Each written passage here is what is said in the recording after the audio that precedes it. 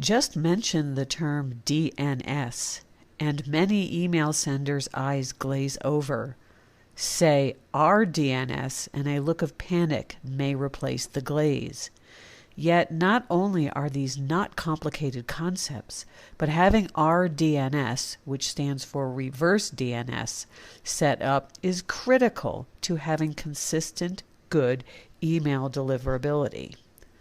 DNS, which stands for Domain Name System, translates domain names to the actual number-based address, known as an IP address, on the Internet at which the computer for that domain resides, allowing computers to find each other, such as to visit a website, or to send email to someone whose email is hosted at that computer.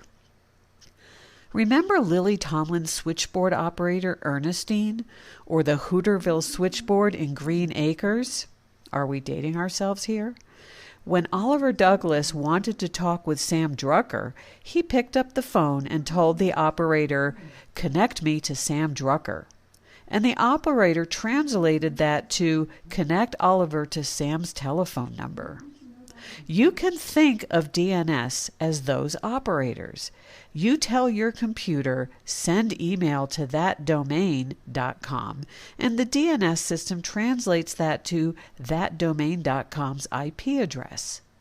So, for example, when you send email to us at our address at gettotheinbox.com, your computer actually checks the DNS for gettotheinbox.com, and it finds out that the server which you think of as gettotheinbox.com is really known on the Internet as, quote, that computer at IP address 69.12.213.226, close quote. That IP address is what your computer needs to actually connect to our computer and to transmit the email, to actually transfer the email from your computer to our servers. rDNS, or reverse DNS, allows the process to go the other way. When your computer connects to our computer to deliver an email message, it allows our computer to look at your computer's IP address and see what domain name your IP address claims to be. Where DNS is like that switchboard operator, rDNS is like caller ID. Just as when you call us, our caller ID system takes your telephone number and translates it to your name to be displayed on our caller ID box, so the rDNS system takes your computer's IP address and translates it to your computer's domain name. Here, roughly, is how that email transmission transaction works in plain English. Let's say you are trying to send email to us, and you are sending it from yourplace.com.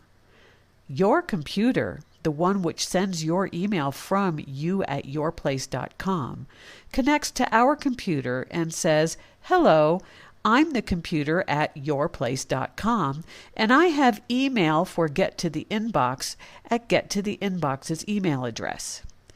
Our computer says, "Okay, I have that email address for Get to the Inbox here, so I can accept and deliver email from you." But first, our computer goes on to say, particularly in this day and age of spamming, spoofing, and phishing, first, let me check to make sure that you really are who you claim to be, that you really are yourplace.com. Then our computer takes note of the IP address from which your computer, the computer claiming to be yourplace.com, is connecting to our computer. Let's say that IP address is 64.165.36.235. Our computer now has two pieces of information about you and your computer, your IP address and that you are claiming to be yourplace.com.